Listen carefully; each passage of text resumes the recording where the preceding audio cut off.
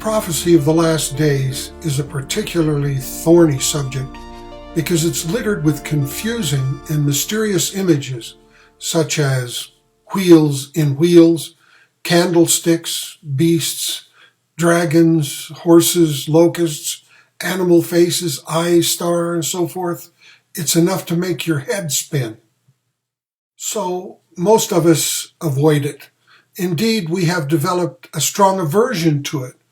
After all, as Mormons see it, our primary purpose is to live the gospel as we should, not hurt our heads trying to discover what those bizarre things mean.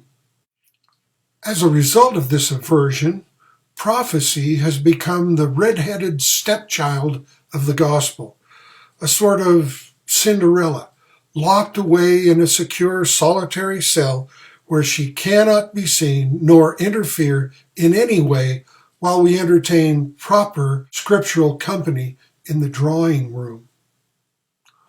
On the rare occasion when we do consider prophecy, we tend to defer to ideas that are common in our shared Christian culture, those time-tested interpretations that have been around for ages, notions such as rapture, tribulation, Armageddon, or Antichrist. In fact, when we examine the way LDS scholars interpret prophecy of the last days, we find they use the same rhetorical techniques and the same interpretations as our Christian cousins, the evangelical Christians.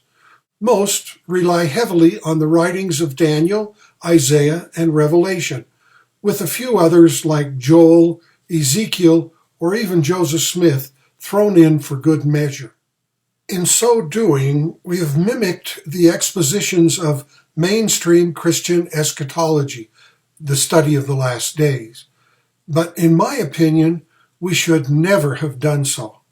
I believe we abandoned Joseph Smith's views on prophecy because we failed to understand him. Instead, we took the easy way out. We opted for Christianized explanations. We've been seduced and misled by the popularized Christian interpretations of prophecy. My authority for this audacious claim can be found in the words of Christ to Joseph Smith in the first vision, the revelation that set in motion the entire restoration. On that great occasion, Jesus told the young prophet that the doctrines of Christianity, and by implication their interpretations of prophecy, were an abomination to him. In no uncertain terms, Christ denounced them, and he instructed Joseph that he should reject mainstream Christianity's doctrines and interpretation of the scriptures, which I assume included their views on prophecy.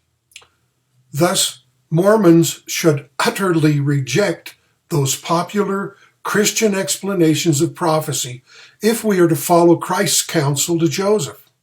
Yet, when we look out on the religious landscape, what do we find?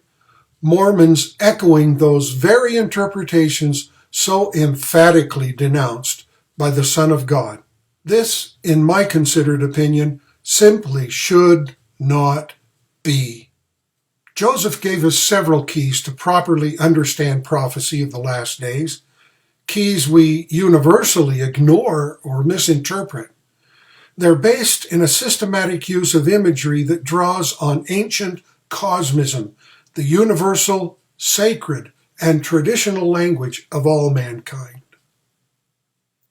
In my view, it's high time church members rejected the standard methods of interpretation and flawed concepts employed in mainstream Christianity.